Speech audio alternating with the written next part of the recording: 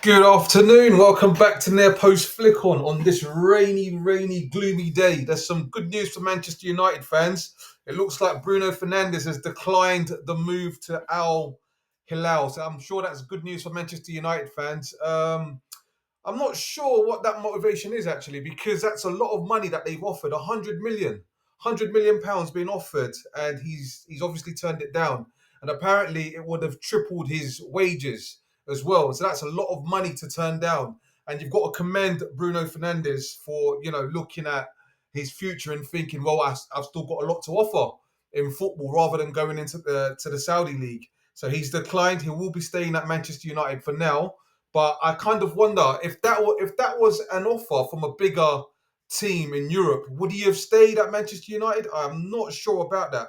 If Barcelona had come in for him, or maybe a Real Madrid, or even PSG, if they had come in for him, would he have stayed? Would he have stayed at United? I'm not sure after the season Manchester United have had, but I think it's more so that he probably doesn't want to drop his standards and go to a lesser league, respectfully. So it's good news for Manchester United fans. You get hold of your captain; he's still there for another season at least. Well, up until 2027, I believe. But for now, yes, he is still a Manchester United player, Bruno Fernandes.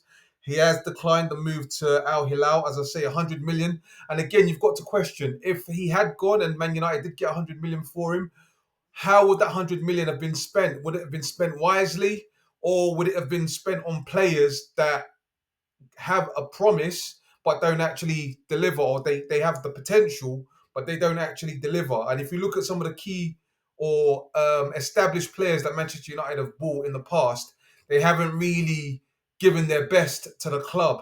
So I think Amarin has got a lot of work to do. And it seems that Manchester United are starting their business early. And it's good as well, because it's going to be interesting to see how the summer transfer progresses. So, of course, we know they've shown interest in Mateus Cunha. And I think his buyout clause is what, 62.5 from Wolves. So if they can get him, that would be a good bit of business for Manchester United. And it's probably good that they go for these types of players as well. And I know that there's been interest in Boma as well, Brian Boma from Brentford, and he's a fantastic player. He's a top-notch player. If they can get him as well as Cunha, that will make a major difference for Manchester United, because rather than trying to stick to that same philosophy of buying these expensive talents, and then when you bring them in, they don't actually do anything. They flop. They don't do anything. So going to some of these other lesser Premier League teams and pinching some of their key stars and bringing them to United may just work for Man United. And I would love to see Mbomo in a bigger team. I know Arsenal were interested in him once upon a time. I know Spurs were interested in him, and I'm not sure about Chelsea, but I know he rejected all of those interests, and he's quite keen on going to Manchester United. So you could imagine what a difference that would make for Manchester United. And listen, Man United, you've got nothing to lose. Let's be honest. Finishing 15th in the Premier League is not good enough for a club like Manchester United. And if you looked at their last outing in Asia, I can't remember the country now, but yeah, apparently there wasn't any show at all. They were on the open top bus, and there was hardly any euphoria or any fans there to greet them and do the meet and greet and sign the autographs and whatnot. Whereas Manchester United from back in the day, when they do like their Asia tour, it's rampant, full of fans and just adulation and what have you.